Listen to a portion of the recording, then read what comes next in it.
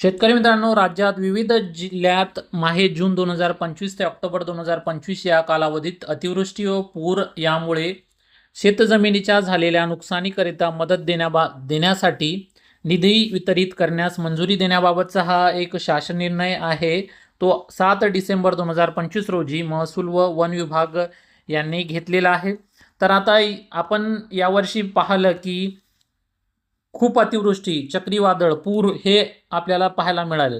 यासाठी शेतकऱ्यांना त्याची मदत मिळणं ही खूप अनिवार्य आहे आणि यासाठीच काय केलेलं आहे, सरकारनं एक शासन निर्णय घेतलेला आहे आणि त्यासाठी 90,86,97,000 एवढा जो निधी आहे तो त्यांनी मंजूर केलेला आहे.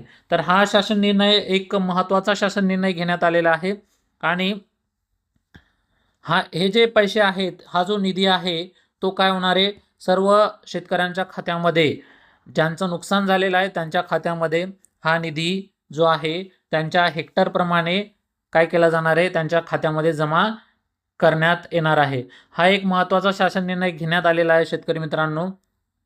आणि तुम्ही ते समोर बघू शकता की छत्रपती संभाजीनगर विभाग असेल, यांना किती एकूण निधी किती दिलेला आहे, इथे तुम्हाला सर्व दिसेल की एवढा निधी यांना दिलेला आहे. त्यानंतर नाशिक जिल्ह्यासाठी एवढा निधी इथे त्यांना मंजूर करण्यात आलेला आहे. पुणे जिल्ह्यासाठी आहे.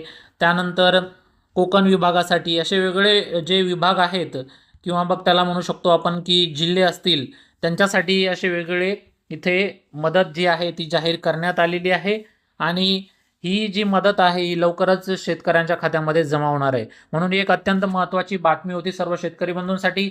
ही माहिती आपल्या शेतकरी बांधवांसोबत नक्कीच शेअर करा. व्हिडिओ आवडल्यास व्हिडिओला लाईक आणि चॅनलला सबस्क्राईब करून ठेवा. जय हिंद, जय महाराष्ट्र.